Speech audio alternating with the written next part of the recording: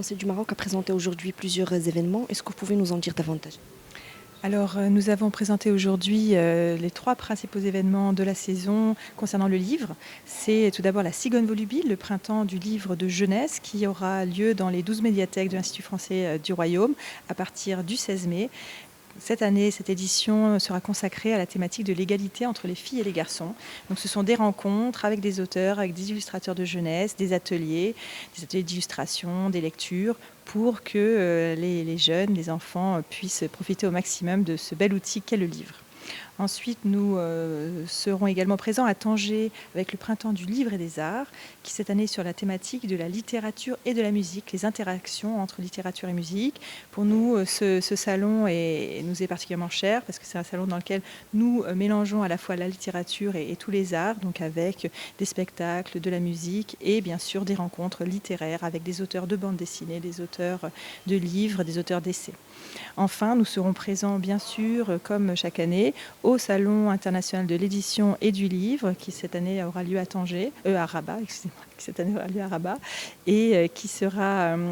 consacré de notre côté à la thématique Afrique en devenir, pour nous inscrire bien sûr dans la programmation de Rabat, capitale africaine de la culture, avec de nombreux auteurs qui viendront de l'ensemble du continent africain pour rencontrer les publics, les lecteurs, à la fois sur le salon et dans notre Institut français à Rabat. L'Institut français Maroc organise aussi plusieurs événements autour du livre et il y a plusieurs activités qui sont organisées dans les médiathèques des instituts français. Est-ce que vous pouvez nous en parler? Oui, alors l'Institut français du Maroc est vraiment très engagé autour de la promotion du livre. Il faut savoir qu'environ un tiers de la coopération culturelle française ici au Maroc est consacrée à la filière du livre, à la fois par du soutien à la filière professionnelle, par des masterclass dédiées aux éditeurs, aux libraires, par un soutien que nous avons aussi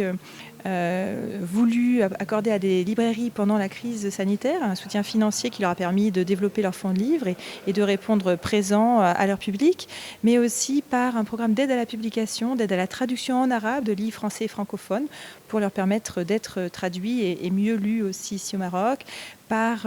un soutien à l'ensemble de la filière professionnelle, une meilleure visibilité avec le développement d'une plateforme dédiée, la plateforme lamaisondulivre.ma, qui est une plateforme qui regroupe tout ce qui a trait aux livres francophones ici au Maroc, les éditeurs, les auteurs, les distributeurs, et qui leur donne une plus grande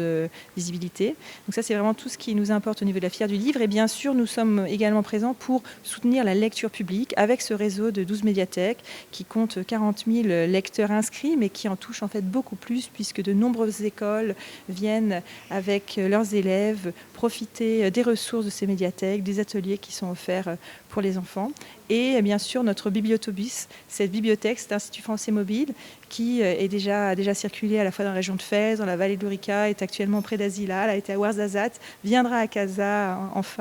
en juin, et qui apporte les médiathèques dans des lieux où elles ne sont pas présentes et apporte aussi la culture, le numérique. Pour nous, c'était important sur ce réseau de médiathèques de les moderniser. C'est ce que nous avons fait ces 2 dernières années, en y apportant les musées virtuels, la réalité virtuelle,